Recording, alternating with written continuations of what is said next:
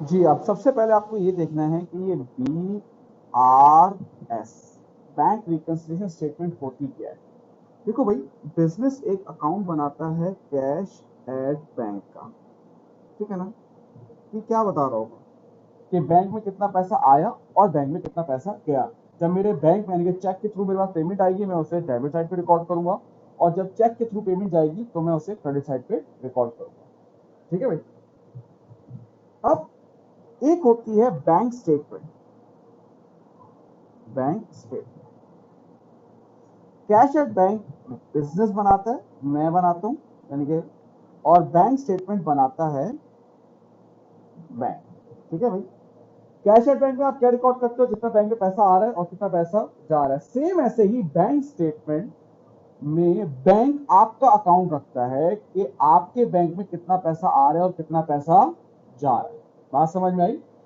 अब अगर अब कुछ लोग महीने में मंगाते हैं, कुछ लोग 6 दिन में मंगाएंगे, कुछ लोग 6 महीने में मंगाएंगे, कुछ लोग 3 दिन में मंगा लेते हैं बैंक से। अब 3 दिन में अगर बैंक स्टेटमेंट आती है तो वो क्या बताएगी आपको कि आपके इसमें शुरू में बैलेंस कितना था। जैसे फॉर एग्जाम्पल 10,000 आपका बैलेंस था शुरू में, आपके 3 दिन के अंदर कितने पैसे आए और 3 दिन के अंदर आपके पास कितने पैसे चले गए। ये हो गया 20 और तो इतना आपका पैसा रखा हुआ है। अगर ये 6 महीने का होगा तो ये 6 महीने की लिस्ट होगी। 6 महीने पहले कितना बैलेंस था, 6 महीने में कितना पैसा आया, कितना पैसा गया, सारी डिटेल होती है डेज के हिसाब से, जब जब आपने ट्रांजेक्शन की होती है। अब अगर इधर देखो, मेरे पास ये 10,000 थे बैंक में, मेरे पास 20,000 आए और मेरे पास कितने चले गए, 5,000। अब मेरा कैश एट बैंक क्या शो कर रहा है, CD मतलब 25,000, कि मेरा जो बैंक में पैसा रखा है वो कितना रखा हुआ है, 25,000। और बैंक स्टेटमेंट भी क्या शो कर रही है, 25,000। ठीक है ना। अगर मैं कह रहा हूं मेरे बैंक में 25,000 रुपए रखे हुए, तो बैंक को भी ये कहना चाहिए भाई आपके हमारे बैंक में 25,000 रुपए लिखे हुए, ये बैंक स्टेटमेंट मैच कर रही है। अब कभी कभी क्या होता है कि मैं कह रहा हूं कि मेरे बैंक में 25,000 रुपए रखे हैं, क्या कह रहा हूं, और जो बैंक स्टेटमेंट आई है ना, बैंक स्टेटमेंट वो कह रही है नहीं 25,000 नहीं, कोई भी डिफरेंट अकाउंट है। 25,000 नहीं है, 20,000 भी हो सकता है, 27,000 भी हो सकता है, 30,000 भी हो सकता है।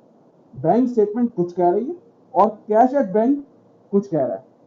अब ये हम इसमें पढ़ेंगे कि डिफरेंसेस आते क्यों हैं। अभी तो मैं बता रहा हूं बना क्यों रहे हैं। अब ये जो बैंक स्टेटमेंट है,